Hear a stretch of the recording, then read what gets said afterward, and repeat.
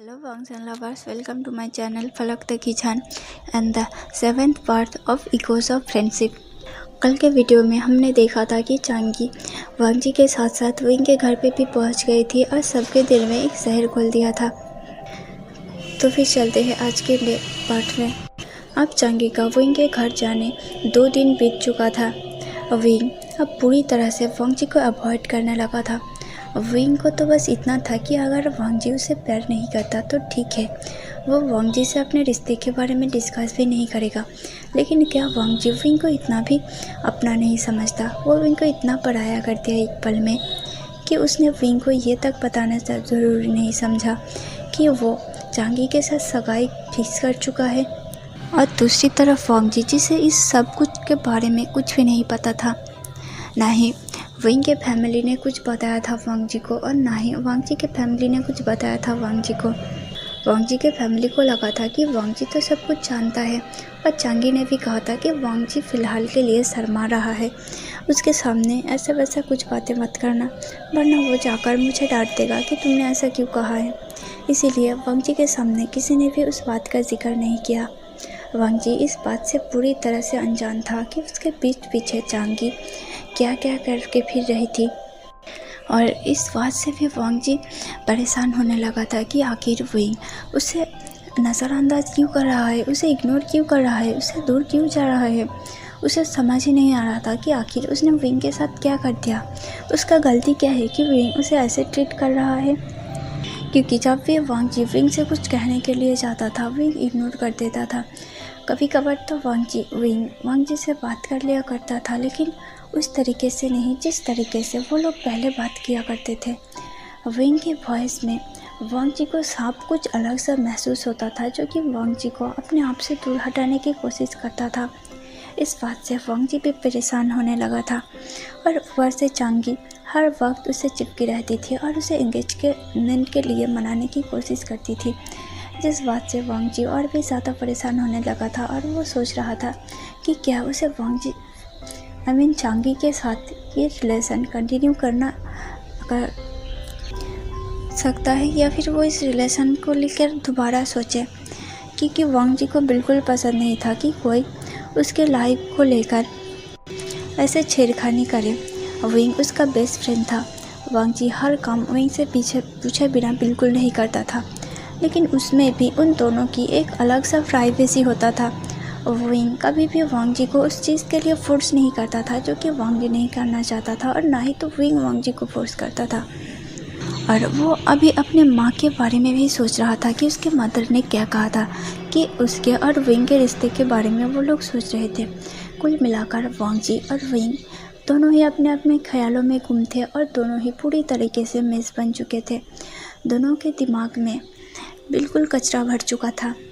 दोनों ही एक दूसरे के थॉट्स को बिल्कुल नहीं समझ पा रहे थे, यहाँ तक कि वो लोग तो अपने अपने थॉट्स को लेकर भी स्ट्रगल कर रहे थे। आज चांगी सुयांग के साथ फिर से कुछ प्लान करती है लाइब्रेरी में बैठकर, क्योंकि उसने देखा था कि विंग लाइब्रेरी में बैठा था और वांगजी उसे ढूंढते ढूंढते वहाँ चला गया था। वांगजी विंग से कुछ बात कर रहा था और विंग भी वांगजी के बातों का जवाब दे रहा था। चांगी से इसे सुन तो नहीं पा रही थी कि दोनों के बीच क्या बातें चल रहा है। अगर वो इस वक्त दोनों के बीच में जाएगी तो फिर वांगजी उसे और भी ज़्यादा नफरत करने लगेगा। वो दोनों को देखती है और मन में कहती है कि बस आज की रात, फिर कल मैं तुम दोनों को हमेशा हमेशा के लिए अलग कर दूँगी। सुयांग कहता है कि देखो चांगी, तुम हर वक्त प्लान करती हो, तुम्हारा प्लान तुम्हें पे उल्टा पड़ जाता है, तो तुम प्लीज़ इस सब प्लान इन सब चीज़ों को छोड़ दो, तुम आगे बढ़ो। तुम क्यों उन दोनों के रिश्ते के पीछे पड़े हुए हो? तुम्हें वांगजी से कहीं अच्छा लड़का मिल जाएगा। यहाँ तक कि वांगजी के फैमिली तो उतना रिच भी नहीं है, तो फिर तुम उसके पीछे हाथ धोकर क्यों पड़े हो? अपना लाइफ जियो और उसे भी अपना लाइफ जीने दो। लेकिन चांगी सुयांग की बातों को बिल्कुल नहीं समझती, उल्टा वो सुयांग को 2-4 बातें और सुना देता है कि सुयांग अब विंग के पैर में पड़ चुका है। सुयांग अब चांगी के बारे में बिल्कुल ख्याल नहीं करती। पहले तो सुयांग के प्रिंसेस था चांगी, लेकिन अब सुयांग चांगी को बिल्कुल ऐसे ट्रीट करता है जैसे कि चांगी उसके लिए कोई अजनबी हो। बहन कहना तो दूर की बात हो, चांगी फिर से अपना इमोशनल ड्रामा स्टार्ट कर दिया था, जिसकी वजह से सुयांग इरिटेट होकर कहता है, फाइन, तुम्हें जो करना है तुम करो, लेकिन इस बीच में मुझे मत लाना। मैं तुम्हारे अब किसी भी प्लान का हिस्सा बिल्कुल नहीं हूँ। चांगी कहती है, ठीक है, तुम मेरी मदद नहीं करोगे, कोई बात नहीं, लेकिन अगर खबरदार कि तुमने मेरे प्लान के बीच में आया तो। सुयांग कहता है कि इस बार तुम्हें जो करना है वो करो, मैं तुम्हारे प्लान के बीच में बिल्कुल नहीं आऊँगा। और याद रखना, ऊपर भगवान नाम की भी कोई चीज़ है, तुम मेरी बहन हो, इसीलिए मैं तुम्हें बार बार आगाह कर रहा हूँ कि तुम प्लीज़ इस राह को छोड़ दो और एक अच्छी राह पे चलो। लेकिन चांगी तो उसके बातों को सुनना ही नहीं चाहती थी। उसके दिमाग को मानो शैतान ने कब्जा कर लिया था कि उसे कुछ अच्छा सोचने के लिए ही नहीं देती थी। जब सभी लोग क्लास में थे तब चांगी क्लास में अनाउंस करती है कि दोस्तों, कल मेरा बर्थडे है और मैंने सभी के लिए एक पार्टी ऑर्गेनाइज़ किया है, तो प्लीज़ कल शाम को सभी लोग आ जाना। वो स्पेशली विंग को, वेंजिंग, वेनिंग सभी को एक एक कार्ड हाथ में थमा देता है। वांग जी कहता है, लेकिन आज तो तुम्हारा बर्थडे नहीं था, मैंने एक बार पेपर में देखा था कि तुम्हारे बर्थडे तो जनवरी में आता है और अब तो सितंबर चल रहा है, तो फिर तुम्हारा बर्थडे अब कैसे। चांगी कहती है, अरे वो तो बस फॉर्मेलिटी है, मेरा असली बर्थडे तो कल है, मैं कल डे में नहीं आऊँगी, मैं अपने फैमिली के साथ डे में अपने बर्थडे सेलिब्रेट करूँगी, लेकिन मैं तुम लोगों के साथ अलग से अपना बर्थडे मनाना चाहती हूँ, इसीलिए मैं तुम लोगों के साथ उस क्लब में बर्थडे मनाना चाहता हूँ। मैं सब कुछ डिसाइड कर लिया है, मेनू वगैरह, तुम लोग बस टाइम से आ जाना। छुट्टी के टाइम पे विंग से पूछती है कि क्या तुम जाओगे। विंग कहता है, नहीं, मुझे नहीं जाना, मैं उन दोनों को एक साथ देखूँगा और फिर मुझे दर्द होगा, मैं नहीं जाऊँगा। जिंगी कहता है, विंग, मुझे लगता है कि तुम्हें जाना चाहिए, क्योंकि तुम्हें हमेशा उन दोनों को ऐसे ही देखना पड़ेगा, तुम लोग एक साथ हो और अभी तो फ़िलहाल के लिए 1.5 साल हमें एक ही साथ रहना पड़ेगा, 1 साल और के लिए, तब तक के लिए तो तुम्हें ये सब कुछ आदत डालना पड़ेगा। चलो चलते हैं, पार्टी में थोड़ा घूमेंगे फिरेंगे, खाएंगे, ड्रिंक वगैरह करेंगे, तो फिर क्या पता कि तुम्हारा मूड अच्छा हो जाए। विंग भी सोचता है कि हाँ, वैसन के बातों पे, जिंगी के बातों में दम तो था। आयुन जिंगी को देखता है और कहता है, शाबाश जिंगी, पहली बार तुमने कुछ अच्छी बातें किया है। तब जिंगी गुस्से से आयुन की तरफ देखता है और उसे कहता है, अच्छा तुम्हें ऐसा लगता है, रुको मैं तुम्हें बताता हूँ। ये कह के आयुन आगे आगे दौड़ रहा था और जिंगी पीछे पीछे। उन दोनों को देखकर सभी लोग हंस रहे थे। विंग भी एक पल के लिए अपना दर्द बिल्कुल भूल गया था। अगले दिन सुबह बिल्कुल वैसा ही होता है। चांगी ने सब कुछ इतना परफेक्टली प्लान किया था कि किसी को कोई शक भी नहीं होता कि ये चांगी का नकली बर्थडे है। सब लोग उस पार्टी में चले जाते हैं। पार्टी में जाकर सब एक दूसरे से मिलते हैं और सब एंजॉय करते हैं। विंग अपने दोस्तों के साथ था। चांगी ने केक कट कर लिया था और अब वो वांग जी के साथ डांस कर रही थी। बाकी उन लोगों ने इस बार ज़्यादा ड्रिंक नहीं किया, क्योंकि उन लोगों को पिछली बार क्या हालात हो गया था, उसको ध्यान में रखते हुए किसी ने भी ज़्यादा ड्रिंक करने की हिम्मत नहीं किया। वही विंग, उसने सिर्फ एक पैक लगाया था कि तभी विंग के फ़ोन में मैसेज आता है कि ऊपर के कमरे में आ जाओ। विंग पहले तो सोचता है कि ये किसकी मैसेज हो सकता है, क्योंकि ये एक अननोन नंबर से था। विंग पहले तो उस मैसेज को इग्नोर करता है, फिर दोबारा उसके पास मैसेज आता है कि अगर अपने दोस्त का भला चाहते हो तो प्लीज़ इस कमरे में आ जाना। कमरे का नंबर भी लिखा हुआ था 223। विंग को वांग जी के बारे में टेंशन होने लगता है, क्योंकि उसने देखा था कि वांग जी यहाँ पर कहीं भी नहीं है। वही चांगी को भी वो नोटिस नहीं कर रहा था। विंग रिसेप्शनिस्ट से जाकर पूछता है कि यह कमरा कहाँ है। रिसेप्शनिस्ट उसे बता देती है कि आप मेन हॉल के पीछे जाओ और ऊपर से स्टेयर की तरफ से ऊपर चले जाओ, वही जाके राइट साइड में 3rd नंबर कमरा है। विंग रिसेप्शनिस्ट के बातों को सुन के वहाँ से चला जाता है। जब वो दरवाज़ा खोलता है, उसकी पूरी दुनिया उथल पुथल हो गया था, क्योंकि वांग जी बेड पर शार्टलेस पड़ा था और उसके ऊपर चांगी थी। वांग जी चांगी से प्लीडिंग कर रहा था, प्लीज़ प्लीज़ चांगी प्लीज़। उसके बाद विंग को और भी ज़्यादा हिम्मत नहीं रहा कि वो वहाँ खड़े रहे। वो तुरंत वहाँ से निकल गया। विंग को ऐसे जाते हुए देखकर सभी लोग विंग के पीछे दौड़ने लगे और विंग के हाथों को पकड़ती है और कहती है, तुम्हें क्या हुआ है? विंग उन सबको बता देता है कि आखिर वहाँ क्या हुआ है। उसने कहा कि दोनों को इस सिचुएशन में देखा मैंने, दोनों के बॉडी पे कपड़े नहीं थे। और वांग जी वो तो विंग अब और कुछ नहीं कह पाया। वेंजिंग ने वेंडिंग और न्यूहासंग को कहा कि वो लोग विंग को घर छोड़ दें। उन लोगों ने विंग को अपने कार में बैठाया और उसे जाकर उसके घर में छोड़ दिया। विंग जब अपने घर में पहुंचा, विंग बहुत ही ज़्यादा टूटा हुआ था। वो सही से खड़ा भी नहीं हो पा रहा था। विंग के मदर ने विंग को पकड़ लिया और कहा, क्या हुआ बेटा तुम्हें क्या हुआ बाबे, तुम ऐसे क्यों हो? क्या तुमने ज़्यादा ड्रिंक कर लिया है? लेकिन विंग अब अपने माँ को ज़ोर ज़ोर से पकड़कर रो रहा था। चांगसी शरण वेंडिंग और न्यूहासंग से पूछते हैं कि क्या हुआ। वो लोग कहते हैं कि आप विंग से ही पूछ लेना, फ़िलहाल के लिए हम यहाँ से चलते हैं। प्लीज़ विंग का ध्यान रखना, वो बहुत ही ज़्यादा दुखी है पिछले कुछ दिनों से, उसके साथ सब कुछ बुरा हो रहा है।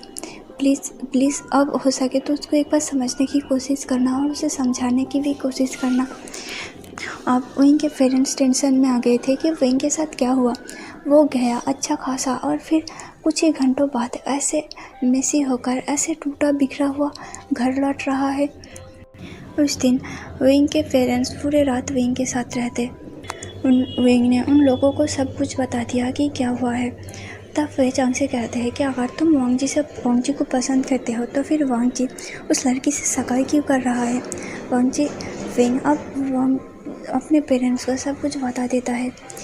तो फिर वह वांग से फिर से पूछता है कि तो सुयांग नाम का वो लड़का, उस लड़की ने तो कहा था कि तुम दोनों एक दूसरे को पसंद करते हो। वही कहता है उसने झूठ कहा था, वो मुझे अप्रोच करने की कोशिश कर रहा था लेकिन मैं बस रंजा से प्यार करता था। मुझे बहुत तकलीफ हो रहा है फादर, मैं यहाँ से दूर जाना चाहता हूँ, मैं यहाँ नहीं रहना चाहता। मैं यहाँ जब रहूँगा उसे देखूँगा, मेरी दर्द दुगना तिगना बढ़ता जा रहा है। मुझे यहाँ से भेज दो, मैं यहाँ से चला जाना चाहता हूँ कहीं दूर, बहुत ज़्यादा दूर, जहाँ मैं उसको कभी ना देख पाऊँ। विंग के मदर कहती है लेकिन हमें एक बार उन लोगों से बात करने की ज़रूरत है, हमें लैन फैमिली के बताने की ज़रूरत है कि तुम वांग जी को पसंद करते हो।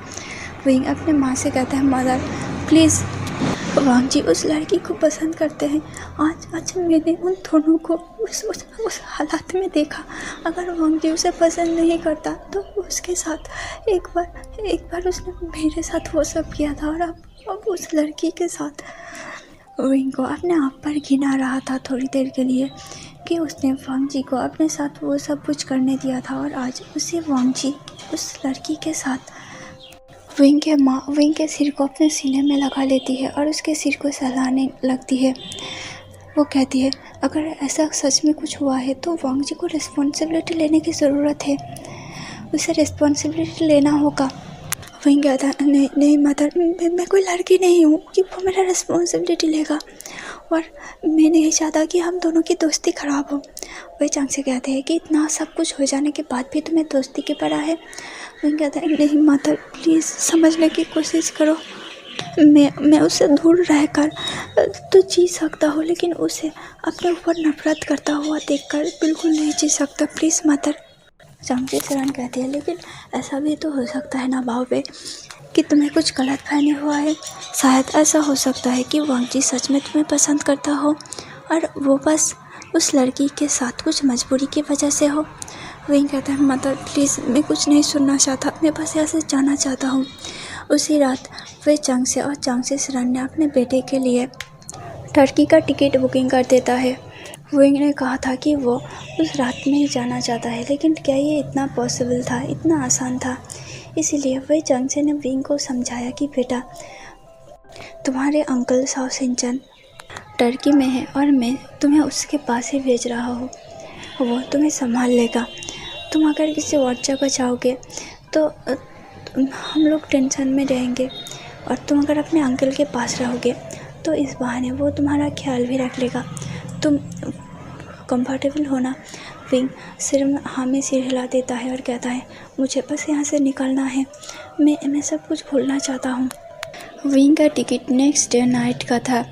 रात के 11 बजे विंग की फ़्लाइट था और पूरा दिन विंग को रहना था। उसे अपनी पढ़ाई भी कंप्लीट करना था, इसीलिए उसे अपने कॉलेज से ट्रांसफ़र लेना होगा। इसीलिए विंग ने डिसाइड किया कि वो पूरा दिन वांग जी के सामने नहीं आएगा, वो कॉलेज में भी नहीं जाएगा। उसने अपने फ्रेंड्स को मैसेज कर दिया कि गाइस, मैं ये सब कुछ और नहीं झेल सकता, मैं बस यहाँ से जाना चाहता हूँ। अगर तुम लोग मुझसे एक आखिरी बार मिलना चाहते हो तो प्लीज़ लंच ब्रेक होने से पहले तुम लोग कॉलेज के पीछे वाले ग्राउंड पे आकर मिलना। मैं आज कॉलेज में जा रहा हूँ फॉर्मेलिटीज़ पूरा करने के लिए और ट्रांसफ़र सर्टिफिकेट लेने के लिए, और प्लीज़ हो सके तो वांग जी को इस बारे में कुछ ना बताना। विंग बार बार वॉइस मैसेज टाइपिंग करता है, लेकिन उसे सेंड करने की हिम्मत ही नहीं हो रहा था। वो डर रहा था कि उसके फ्रेंड्स उसके बारे में क्या सोचेंगे, वांग जी को सब पता चलेगा तब वो क्या सोचेगा। इसीलिए विंग फ़िलहाल के लिए उस मैसेज को अनसेंड करता है और ड्राफ्ट में रख देता है। अगले दिन जब वांग जी विंग को पिक करने के लिए आया, तब विंग ने अपने माँ से पहले से ही कहा था कि वो वांग जी को कहते कि विंग फ़िलहाल के लिए बाहर गया है, वो घर पे नहीं है। वांग जी भी विंग के मदर की बातों को मान लेता है, क्योंकि विंग के मदर वांग जी से खामोखा झूठी क्यों बोलेगी। वांग जी वहाँ से निकल जाता है। विंग जब देखता है कि वांग जी वहाँ से चला गया है, तब विंग फिर से अपने कमरे में जाता है और रोने लगता है। विंग के मदर विंग के कमरे में जाती है और कहती है, बॉबी प्लीज़ रोना बंद करो, क्या हम एक बार लास्ट ट्राई नहीं कर सकते। विंग कहता है, नहीं मदर, कल जो कुछ भी हुआ उसके बाद तो बिल्कुल नहीं। तो फिर तुम्हारा ट्रांसफ़र सर्टिफिकेट, वो फादर ने बात कर लिया है डीएन से, वो उसने कहा है कि वो फादर को सब कुछ फॉर्मेलिटी दे देगा, मुझे कॉलेज जाने की ज़रूरत नहीं है। जांग सिसरान कहते हैं, लेकिन तुम्हारे फ्रेंड्स जो तुम्हारे इतनी केयर करते हैं, तुम एक बार लास्ट बार के लिए उनसे मिल तो सकते हो। विंग कहता है, क्या ये ज़रूरी है। जांग सिसरान कहते हैं, हाँ बिल्कुल, तुम ही सोचो इतने दिन से वो लोग तुम्हें कितने अच्छे से संभाल रहे थे, और अगर तुम उन्हें ऐसे बिना बताए चले जाओगे तो ये नाइंसाफ़ी होगा। वो लोग तुम्हें गलत समझेंगे, उन लोगों को लगेगा कि तुमने उन्हें अपने दोस्त का भी समझा ही नहीं। और विंग उस ड्राफ्ट में पड़े हुए मैसेज को फिर से देखता है और उसे अपने दोस्तों के बीच में सेंड कर देता है। विंग, वेंजिंग, वेनिंग, न्यूहेसेंग, जिंगी और वाईवान का एक ग्रुप था। जब विंग ने उन सबको सब कुछ सच बताया था, तब उन्होंने वांग जी और चांगी की गॉसिप करने के लिए एक ग्रुप बनाया था, जिसमें विंग, वांग जी, चांगी और सुयांग तो बिल्कुल नहीं था। सिर्फ इन सब लोग थे जो कि विंग को सपोर्ट करते थे। और जब विंग लो फील करता था, तब कभी कभी वो लोग विंग को ग्रुप में कुछ ना कुछ मोटिवेशनल वीडियो भेज देते थे, जिसे देखकर विंग अपने आप को संभाल पाए। लेकिन इस बार विंग ने कहा कि मैं कॉलेज नहीं जा रहा हूँ, तुम लोग अगर चाहो तो मेरे घर पे आ सकते हो। रात 11 बजे मेरा फ़्लाइट है, मैं घर से रात 8 बजे निकल जाऊँगा। अगर हो सके तो प्लीज़ उससे पहले आ जाना मिलने के लिए। सभी ने कहा कि वो विंग से मिलने के लिए एयरपोर्ट जाएंगे। विंग ने भी हाँ में सिर हिला दिया। वांग जी को तो पहले ही विंग की मदर ने कह दिया था कि विंग बाहर गया है किसी काम की वजह से, इसीलिए वांग जी बार बार विंग को डिस्टर्ब नहीं करना चाहता था। लेकिन वांग जी को कुछ अजीब सा फील हो रहा था। उसे ना जाने क्यों बार बार विंग का ख्याल आ रहा था। लेकिन उसने सोचा कि विंग जब आ जाएगा तब वो फिर से वांग जी से मिल लेगा। और कल रात विंग वांग जी को लिए बिना ही अकेला छोड़ के आ गए। वांग जी जब वहाँ से उठा था तो उसने अपने आप को एक अलग सा कमरे में देखा था। चांगी ने उसे कहा था कि वो ड्रंक हो गया था, इसलिए चांगी ने उसे उस कमरे में लेटा दिया था। तो वांग जी अपने ऊपर के शर्ट को खुला हुआ पाता है। वो चांगी से पूछता है कि लेकिन मेरा शर्ट ये किसने उतारा और क्यों। चांगी कहती है कि तुमने वॉमिटिंग कर दिया था, इसलिए बस मैंने तुम्हारे शर्ट को उतार दिया था।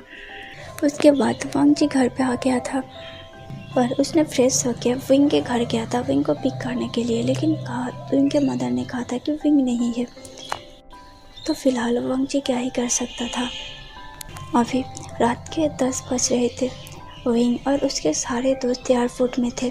सभी लोग विंग को कंफर्ट कर रहे थे और विंग से कह रहे थे कि जाने के बाद तुम हमें बिल्कुल मत भूलना, हम ग्रुप में मैसेज सेंड करते रहेंगे, तुम प्लीज़ हमसे कनेक्टेड रहना। विंग कहता है बिल्कुल, तुम लोगों को मैं कभी भूल भी नहीं सकता। विंग अपने माँ पापा को हक करता है, अपने दोस्तों से एक आखिरी गुड बाय कहता है और फिर आंसू भरे आँखों से अपना बोर्डिंग पास लेता है और फिर फ़्लाइट में जाकर बैठ जाता है। फ़्लाइट जब टेक ऑफ करता है, विंग ने अपने सीट बेल्ट को बांध लिया था और एक आखिरी बार अपने आँखों को बंद करता है और कहता है अलविदा लंजा, अलविदा। शायद तुम्हें जब पता चलेगा मैं तुमसे बहुत दूर जा चुका हूँगा। मैंने तुम्हारे लिए एक लेटर छोड़ दिया है। तुम उसे पढ़ने के बाद अगर तुम मुझसे नफ़रत भी करोगे तो फिर कोई बात नहीं, मैं बस तुम्हें अपने दिल की बात कहना चाहता था, जो कि मैं होश और आवाज़ में तुम्हारे सामने खड़ा होकर बिल्कुल नहीं कर सकता था। इसीलिए मैंने ये फ़ैसला किया है, मैं हमेशा के लिए जा रहा हूँ। अगर मुझे कभी लगा कि मुझे जाना चाहिए तो मैं वापस फिर से लौट के आऊँगा। पता नहीं तब तक तुम मेरा वेट करोगे, मुझसे दोस्ती रखोगे या फिर तोड़ दोगे, लेकिन फ़िलहाल के लिए मैं जो कर रहा हूँ हम दोनों के लिए सही है लंजा। तुम चांगी के साथ खुश रहना, उम्मीद करता हूँ कि चांगी तुम्हें खुश रखेगी। तुम अपना ख्याल रखना लंजा, अलविदा। फ़्लाइट उड़ना शुरू कर दिया था। विंग भी अपने आँखों को बंद करता है और सो जाता है। लगभग 12 घंटे बाद विंग इस्तांबुल में पहुंच गया था। विंग का अंकल साओ सिंचन विंग को रिसीव करने के लिए आया था, जो बस विंग से 4 साल का ही बड़ा था। साओ सिंचन अपने फैमिली के साथ वहाँ रहता था। वहाँ साओ सिंचन के पेरेंट्स, साओ सिंचन का एक छोटी सिस्टर और साओ सिंचन रहता था और विंग जाके उन्हीं लोगों के साथ रहने वाला था। साओ सिंचन रिश्ते में विंग की माँ की कज़न हुआ करता था, इसीलिए वो विंग का अंकल था। चांगसे सेरान ने और वे चांगसे ने साओ सिंचन और उसके फैमिली मेम्बर्स को सब कुछ बता दिया था कि विंग क्यों जा रहा है। दूसरी तरफ वांगजी था, जो कि विंग को बहुत ही ज़्यादा मिस कर रहा था। उसे बार बार विंग के बातों को याद आ रहा था, विंग के चेहरा उसके सामने आ रहा था। वो सोचता है कि कहीं विंग के साथ कुछ गलत तो नहीं है ना। वांगजी विंग को बार बार कॉल मिलाने की कोशिश करता है, लेकिन विंग का कॉल बिल्कुल नहीं लगता। वांगजी टेंशन में आ जाता है और तुरंत अपने घर से निकलता है और विंग के घर की तरफ चला जाता है। वो जब डोरबेल बजाता है तब कांगजी सेरान घर से निकलती है। अभी लगभग रात के 12 बज चुके थे। कांगजी सेरान कहती है, बेटा इस टाइम पे तुम यहाँ कैसे, तुम सोए नहीं? वांगजी कहती है, विंग कहाँ है आन? वो कहती है कि मैंने कहा था ना कि विंग कहीं पर काम पे लिए गया है। वांगजी कहता है, कहाँ गया है? कांगजी सेरान कहती है कि वो तो विंग ही जाने कहाँ गया है, फ़िलहाल के लिए जाओ और सो जाओ, विंग ठीक है। वांगजी अपना सिर हाँ में हिला देता है और कहता है, जब विंग आ जाए तो प्लीज़ मुझे बता देना, मुझे विंग के साथ कुछ बातें करना है। कांगजी सेरान हाँ में सिर हिला देती है और वांगजी वहाँ से चला जाता है। हेलो एवरीवन, एपिसोड कैसा लगा प्लीज़ कमेंट में ज़रूर बताना। और हाँ, एक और बात बताना कि मेरी एक्सप्लेनेशन अब सही से आ रहा है कि नहीं। मतलब कुछ दिन पहले मेरी वॉइस बहुत ही ज़्यादा मोटा हो चुका था और मुझे लगता था कि वर्ड सही से मैं प्रोनाउंस नहीं कर पा रही हूँ, लेकिन अब उतनी डिफ़िकल्टी नहीं होता मुझे। उम्मीद करती हूँ कि आप लोग मेरी प्रोनाउंसिएशन को, मेरी बातों को समझ रहे होंगे। अगर वीडियो अच्छा लगा तो प्लीज़ एक लाइक कर देना और कमेंट में ज़रूर बताना कि मेरी वॉइस कैसा लग रहा है, मतलब कि मेरी वर्ड्स समझ में आ रहा है कि नहीं, और स्टोरी लाइन कैसा लग रहा है। जो कोई भी चैनल पे न्यू आ रहे हो प्लीज़ चैनल को सब्सक्राइब कर देना और हमारे ईजान फैमिली में जुट जाना। तो मिलते हैं कल की नेक्स्ट वीडियो में, और शायद कल की पार्ट इस FF का लास्ट पार्ट होने वाला है। और वांगजी ने जो कुछ भी किया प्लीज़ उसके लिए वांगजी को हेट मत करना, ये बस एक स्टोरी लाइन है और ज़रूरी नहीं है कि हर वक्त सब चीज़ें स्मूथली ही चले, कभी कभार चीज़ें बिगड़ जाती है। और ये लाइफ है, हमें लाइफ के हिसाब से ढलना होता है, ना कि लाइफ को हमारे हिसाब से ढलाना पड़ता है। तो फिर जैसा भी लगे प्लीज़ कमेंट में बताना। मिलते हैं कल की नेक्स्ट वीडियो में। तब तक के लिए tata bye bye, stay safe और अपना ख्याल रखना।